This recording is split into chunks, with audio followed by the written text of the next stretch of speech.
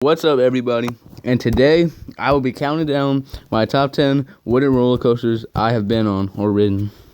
Okay, so let's get straight into the video. Number 10 is Hurler Carowinds. Now, this isn't necessarily a bad ride, but it's kind of underwhelming. Basically, it's kind of forceless, other than the first drop, which the first drop is pretty fun. But after you ride it a lot, like I have, it kind of gets boring, and you get used to it. But it's a solid ride at Carowinds. It's the only standing wooden roller coaster that's not a kiddie roller coaster, but I think it's a pretty good ride. At number 9, this is Grizzly at King's Dominion. Now, I did notice I spelled King's Dominion wrong, but it's all good. All right, but this is also a good ride. It's enclosed in the woods, which is all right. I usually don't like that, but for some reason I like Grizzly being enclosed in the woods. It kind of fits in with the Grizzly theme of the ride. So this is a very good roller coaster. Well, not very good, but it's okay.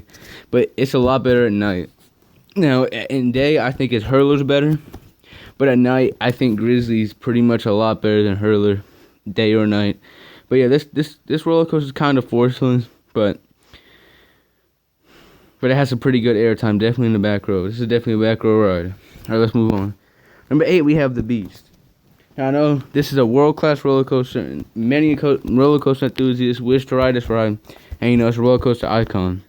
It's also a record holder for the longest wooden roller coaster in the world, but for some reason I was underwhelmed of the Beast, and really the whole park at Kings Island, but it's still a good park. The 5th best Cedar Fair park in my opinion, but yeah, that's another topic for another video. We're talking about the Beast here. Now, this is a good roller coaster. I believe I only rode it once, and it was a day ride though. I know the Beast is legendary for the night rides, but unfortunately the line was way too long for it at the night ride. So, and I didn't really want. We had to go the next morning, so I had to wake up early. So we had to the park a little bit early. So yeah. All right, now let's talk about the ride. This is a good roller coaster. It's average. The straight sections aren't that thrilling. And, I didn't really like the straight sections. And I didn't like that it was all in the wilderness. I like seeing, the urbanization and, just the thrive of the park. But this roller coaster feels like it's not at Kings Island. It feels like it's in the middle of the forest, which I don't really like. I go to be at the amusement parks to be at an amusement park, not in the woods. But yeah, the first drop is definitely the best part of the ride. It's a pretty good first drop. So yeah, let's move on. The Beast is an average roller coaster at an average park. Number 7, we have the Racer.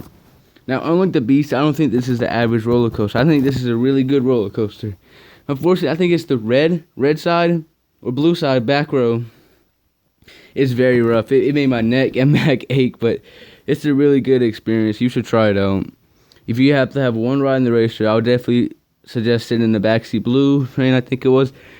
Yeah, it's a very good experience just because of how rough it is. But in the front seat, it's not rough at all. It's actually a pretty smooth ride. And you get a lot of good floater airtime and ejector. So yeah, it's a good ride. And it's one of 4 racing roller coasters I've ridden.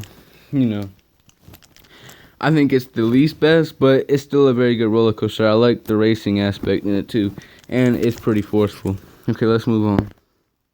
Number 6, we have Rebel Yell. This is another wooden racing roller coaster I've ridden.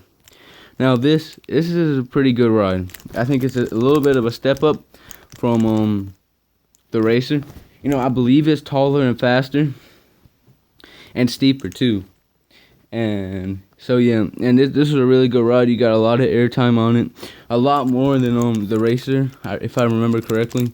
And it's not as rough as the Racer either. That's the biggest aspect of what makes it better, is it's not as rough as the Racer. But it's a good roller coaster at Kings Dominion. Now, number 5 is Thunder Road.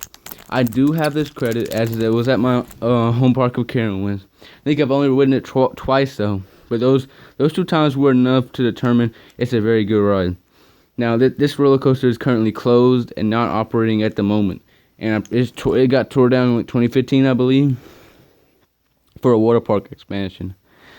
Now, this is a really good ride. What I remember from it, I think the last time I ridden this was 2014. So yeah, it was a while back, but what I remember is it's not that rough, and the drop is very forceful. Yeah, I think it's definitely the best racing roller coaster I've ridden.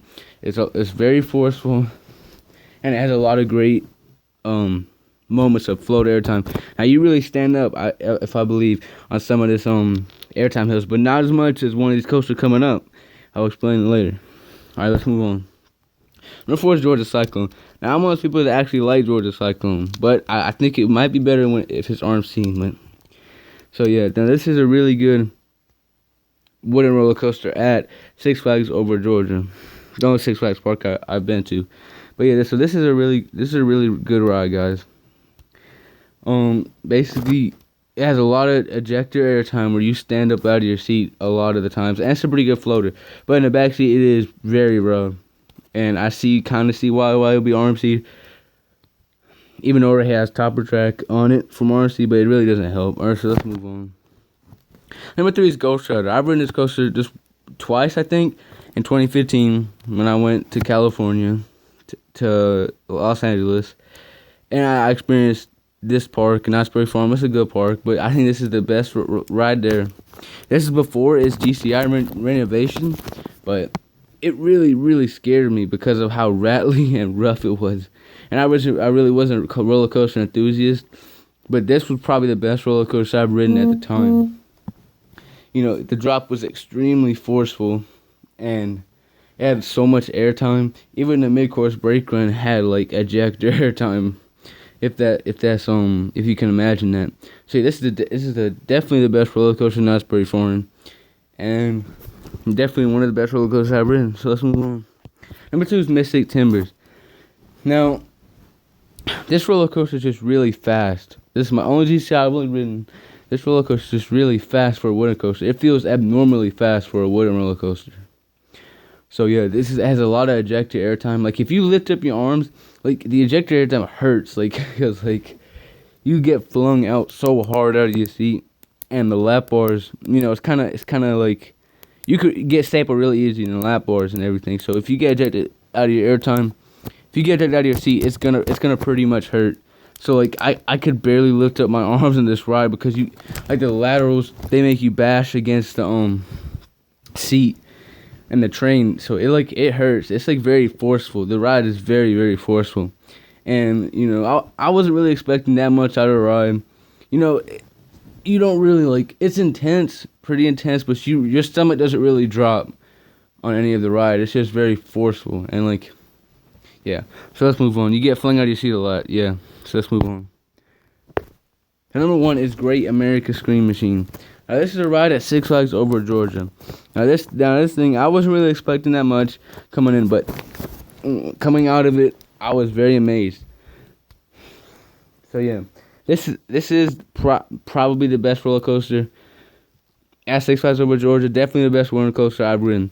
Now, I don't know if it would be as good if it didn't have the buzz bars. But the thing is, I was riding with a bigger person.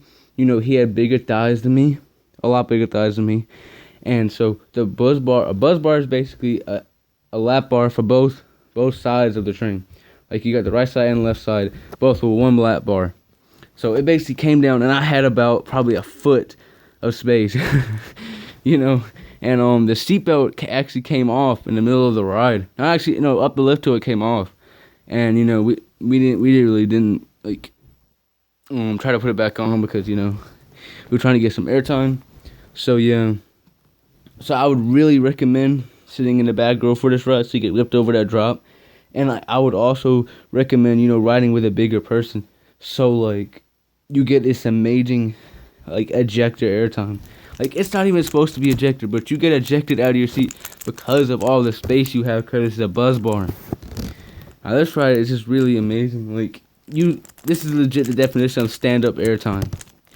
You legit stand up on every drop, especially those 3 drops before the final brakes. You get so much ejector airtime, and this ride is forceful too. Your stomach drops on really every drop on this ride. This is definitely a hands-up ride experience. This is a very good roller coaster at a very good Six Flags park. Alright everybody, thanks for watching. If you liked the video, subscribe if you like my content, and comment if you got any questions or concerns. Alright, I'll see you guys next time.